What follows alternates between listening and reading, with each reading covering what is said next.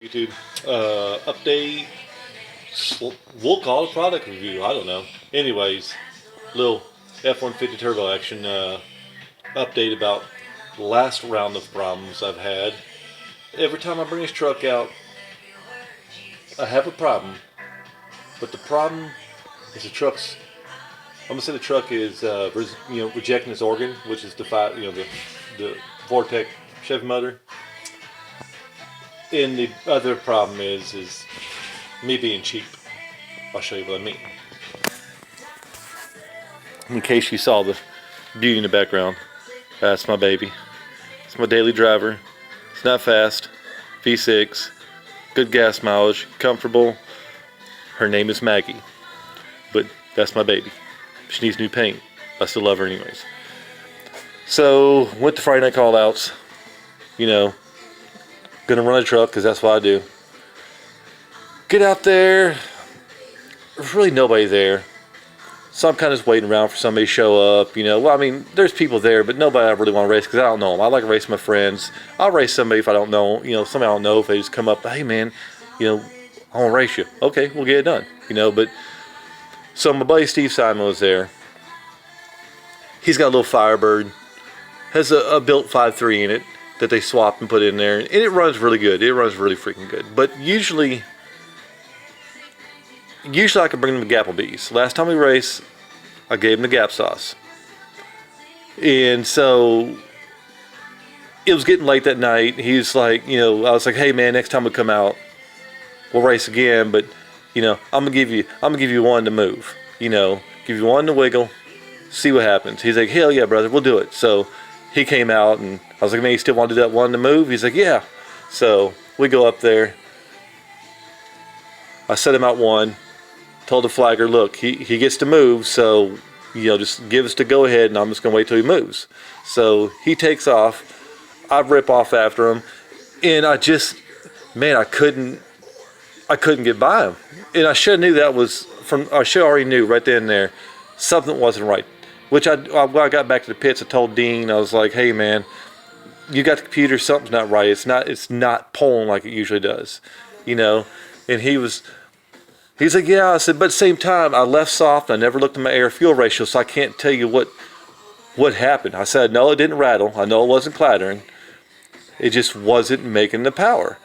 I was like, look, let me just run it again.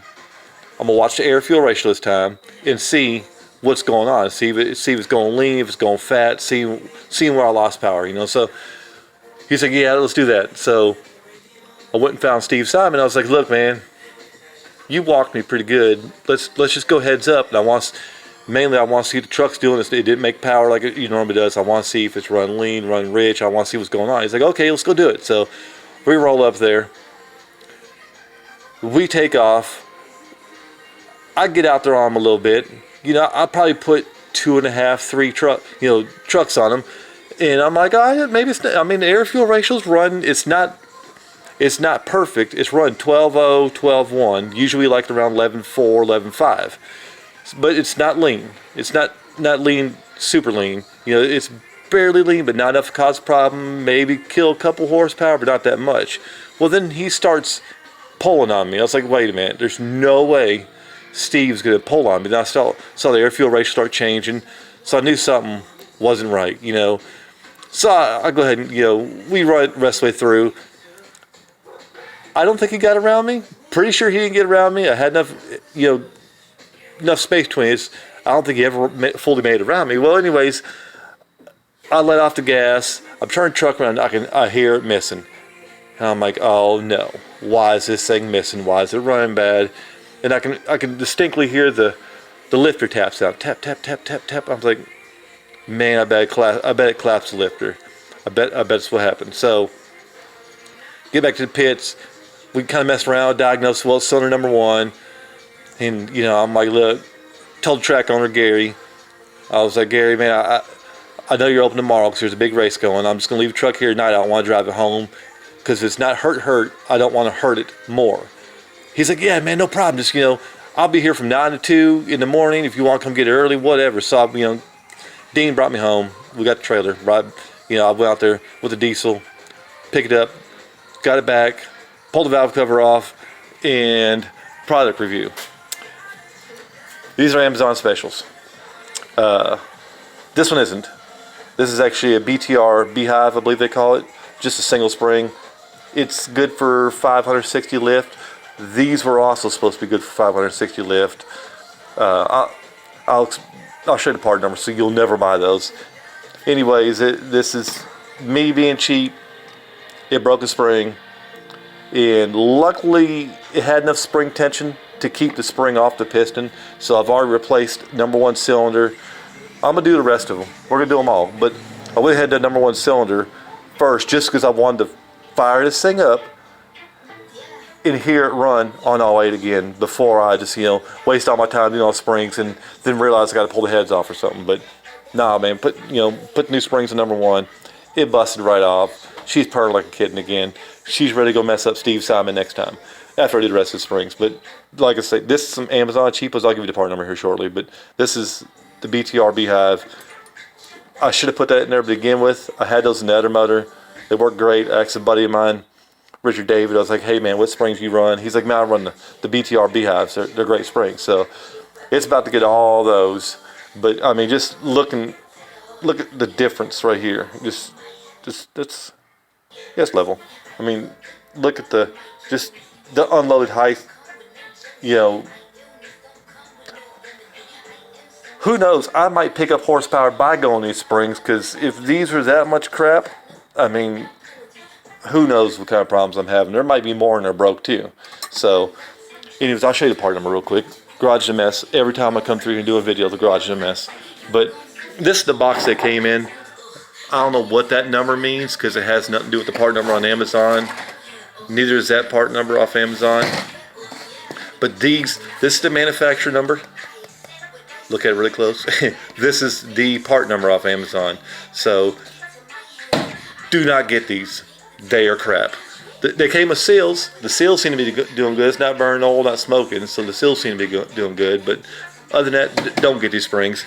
Saving money. I think those BTRs are right around $200, $230 range. They're well worth their money. I mean, just buy those from the get-go and never have to worry about it. Here's some. These were like $50. Taylor. I know Taylor plug wire company. It's been around for a while. These are 8 millimeters. I've got the sleeves, the heat sleeves that will go over these, so it don't melt on the manifold. But that's my next up, because I got some more Amazon cheapo plug wires on there. So that's the update. Y'all stay away from them freaking springs. Get some good BTRs to start with.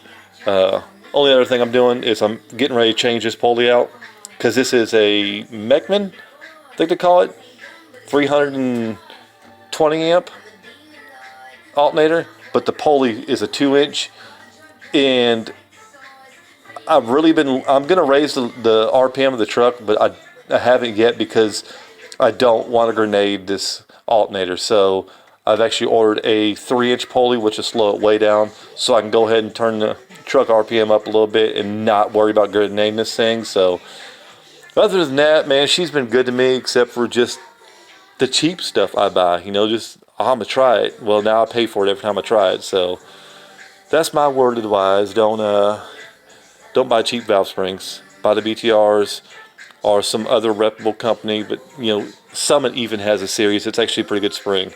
But don't buy the Amazon cheapos. Buy the good stuff, so you can drive forever and not have to worry about doing what I'm having to do, going through and changing springs on the truck. But anyways, that's my update. Yeah, like, subscribe. Hit me in the comments if you got questions about anything you've seen so far that you've got questions about, and I'll do my best to answer them. Until next time, people. Thank you.